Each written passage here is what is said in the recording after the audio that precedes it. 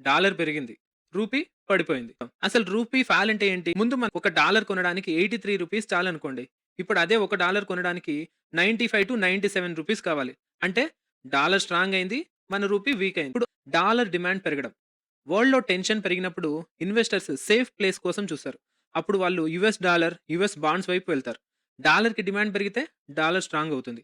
Dollar strong అయితే మన rupee ఏమవుతుంది? వీక్ అవుతుంది. కరెక్ట్‌గా చెప్పాలంటే డాలర్ జిమ్‌కి వెళ్లి బాడీ పెంచితే మన రూపీ స్లిమ్ అయిపోయిందండి. అలా ఉంది మన పరిస్థితి. Second reason crude oil prices. ఇండియాకి క్రూడ్ ఆయిల్ చాలా ఇంపార్టెంట్. మన పెట్రోల్, డీజిల్, ట్రాన్స్‌పోర్ట్ ఇండస్ట్రీస్ అన్నీ క్రూడ్ ఆయిల్ మీద డిపెండ్ అవుతాయి. ప్రాబ్లమ్ ఏంటంటే ఇండియా క్రూడ్ ఆయిల్ ఎక్కువగా ఇంపోర్ట్ చేస్తుంది. ఆయిల్ కొనాలంటే డాలర్స్ లోనే పేమెంట్ చేయాలి. క్రూడ్ ఆయిల్ ప్రైస్ పెరిగితే ఇండియాకి ఎక్కువ డాలర్స్ అవసరం. డాలర్ డిమాండ్ పెరిగితే రూపీ మీద ప్రెజర్ పెరుగుతుంది. రూపీ రీసెంట్ గా రికార్డ్ లో అంటే 97 దగ్గరకి అయితే వెళ్ళింది. మరి సెంచరీ కొడుతుందో లేదో చూడాలి. Third reason FII selling. మనలో చాలా మందికి ఎఫ్ఐఐ అంటే తెలియకపోవచ్చు. ఇప్పుడు మనకి అంత అవసరం కూడా లేదులేండి. ఎఫ్ఐఐ అంటే ఫారిన్ ఇన్స్టిట్యూషనల్ ఇన్వెస్టర్స్. వాళ్ళు మన ఇండియన్ స్టాక్ మార్కెట్ లో ఎక్కువగా ఇన్వెస్ట్మెంట్ చేస్తుంటారు. వాళ్ళు ఇండియా నుంచి మనీ తీసుకెళ్లాలంటే ఏం చేస్తారు? రూపీని సెల్ చేస్తారు, డాలర్ ని బై చేస్తారు. అప్పుడు డాలర్ డిమాండ్ విపరీతంగా పెరుగుతుంది. రూపీ మీద ప్రెజర్ కూడా వస్తుంది. రీసెంట్ డేటా ప్రకారం మే 2026 లో ఎఫ్ఐఎస్ ఇండియన్ ఈక్విటీస్ లో భారీగా సెల్ చేశారు. అంటే మన స్టాక్ మార్కెట్ లో విపరీతంగా సెల్ చేశారు. 2026 లో ఓవరాల్ గా ఎఫ్ఐ 2 lakh crore అయితే సెల్ చేశారు. అంటే డాలర్ డిమాండ్ విపరీతంగా పెరిగింది. మళ్ళీ మన రూపీ అయితే వీక్ అయింది. Fourth reason trade deficit. Trade deficit అంటే ఏంటి?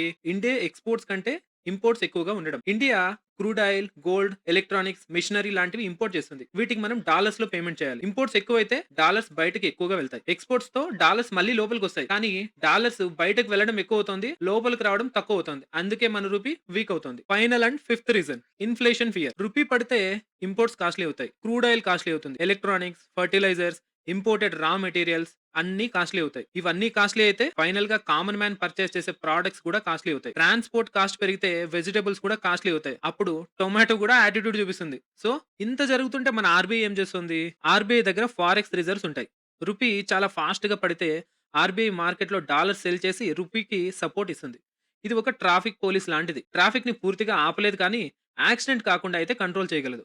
బట్ రిమెంబర్ ఆర్బీఐ ప్రతిసారి డాలర్ సెల్ చేసి రూపీని సేవ్ చేయడం పర్మనెంట్ సొల్యూషన్ అయితే కాదు. మరి మన గవర్నమెంట్ ఏం చేయాలి? ఇండియా ఆయిల్ డిపెండెన్సీ తగ్గించాలి. Renewable energy, electric vehicles, ethanol blending, public transport, domestic manufacturing ఇవన్నీ సీరియస్ గా పుష్ చేయాలి. సో ఫైనల్ కన్క్లూజన్ మన రూపీకి అయితే విలన్ ఒక్కడు కాదండి, చాలా మంది ఉన్నారు. Strong dollar, high crude oil, FII selling, trade deficit, global tensions, inflation fear ఇలా చెప్పుకుంటూ పోతే చాలానే ఉన్నాయి. కానీ లాంగ్ టర్మ్ లో మన రూపీ స్ట్రాంగ్ అవ్వాలంటే ఇండియా ఎకానమీ ఫండమెంటల్ గా స్ట్రాంగ్ అవ్వాలి. ఎక్స్పోర్ట్స్ పెరగాలి, ఇంపోర్ట్స్ తగ్గాలి, ఎఫ్డిఐస్ మన ఇండియాకి ఎక్కువగా రావాలి, ఆయిల్ డిపెండెన్సీ తగ్గాలి.